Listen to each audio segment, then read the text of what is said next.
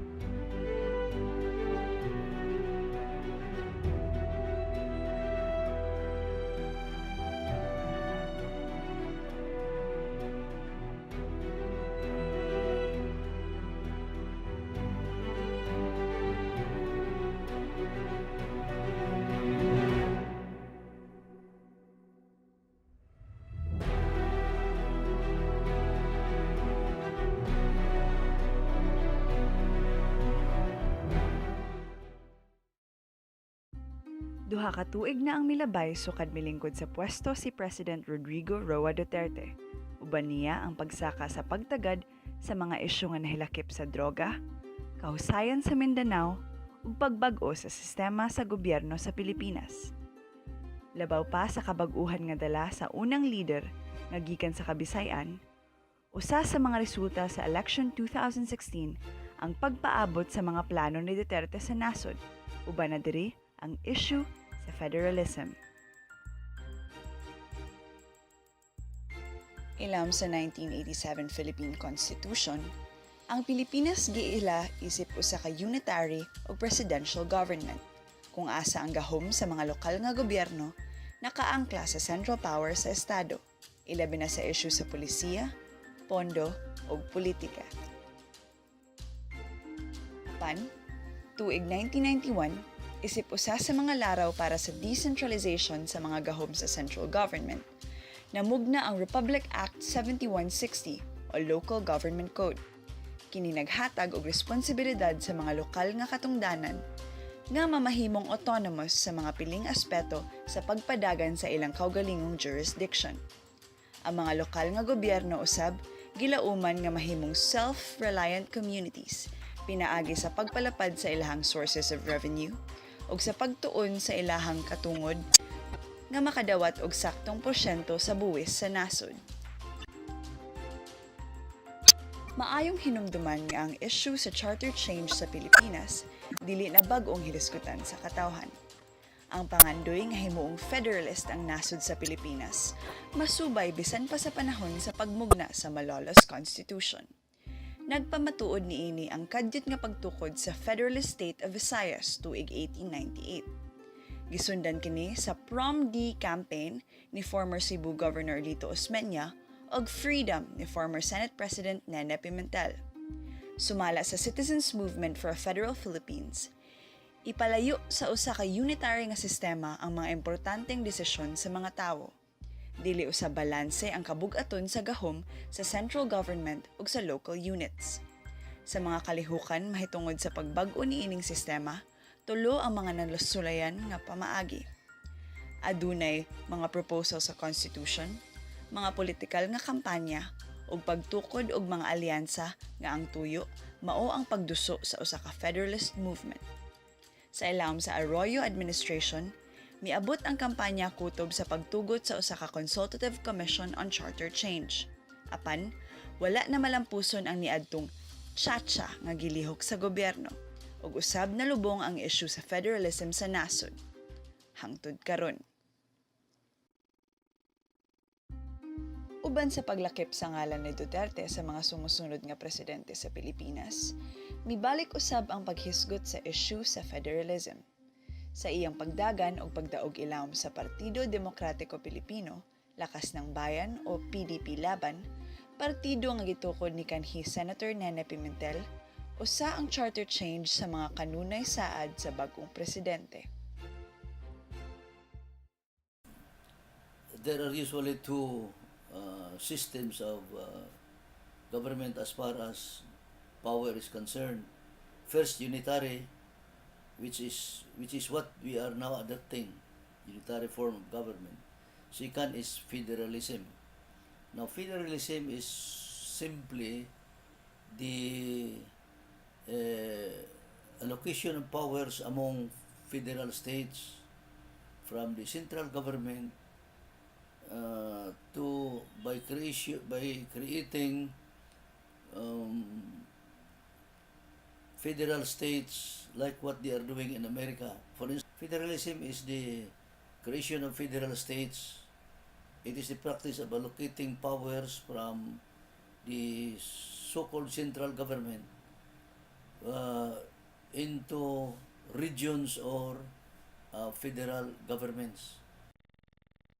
Ang federalismo o sa kasistema sa gobyerno di nang gahom anaa sa federal government ug ang gahom iapod-apod sa nagkalaing-laing estado o rehiyon nga adunay ilang kaugalingong mga hukmanan, mga executive departments ug legislature nga adunay gahom sa pag-imponer og mga buluhisan.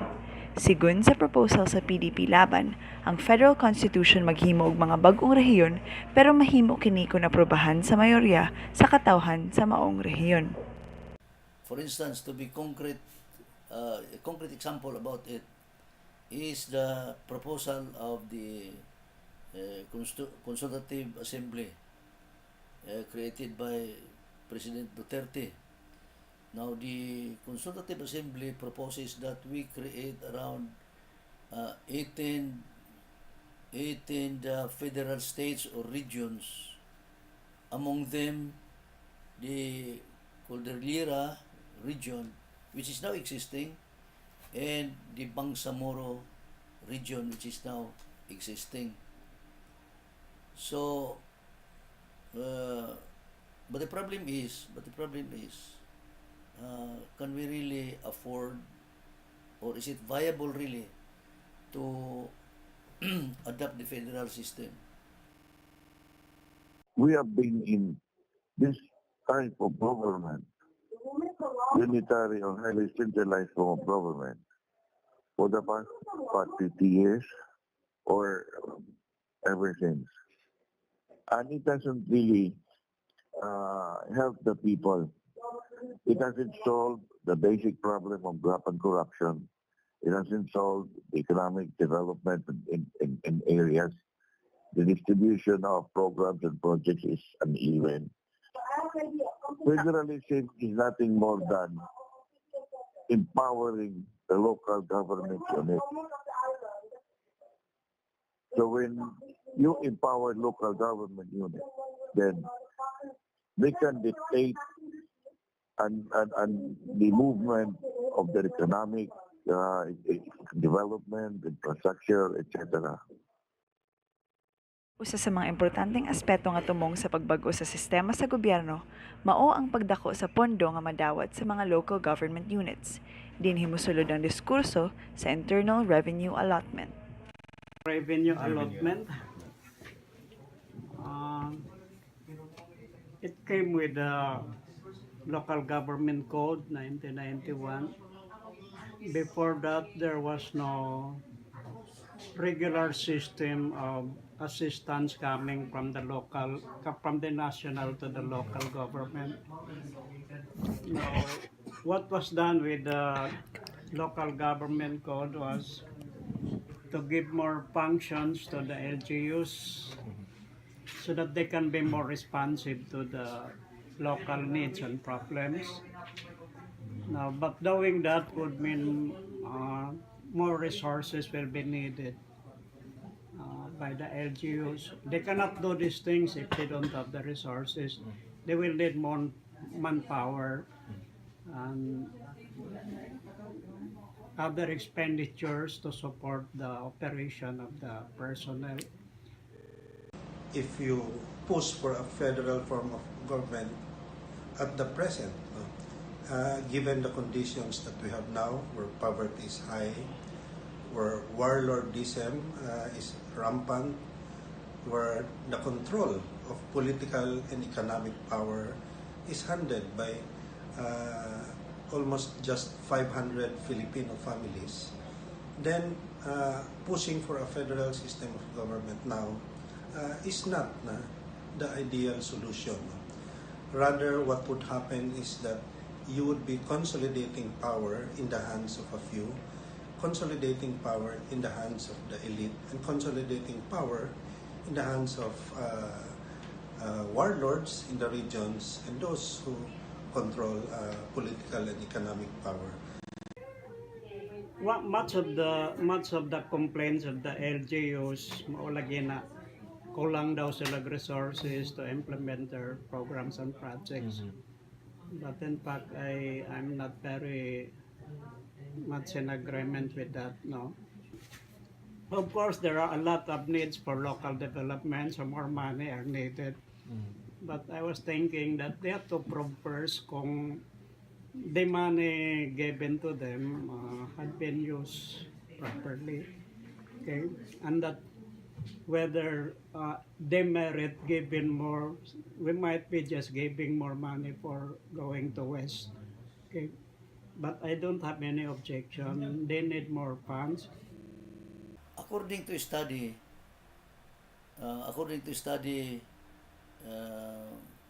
disclosed by former the late Senator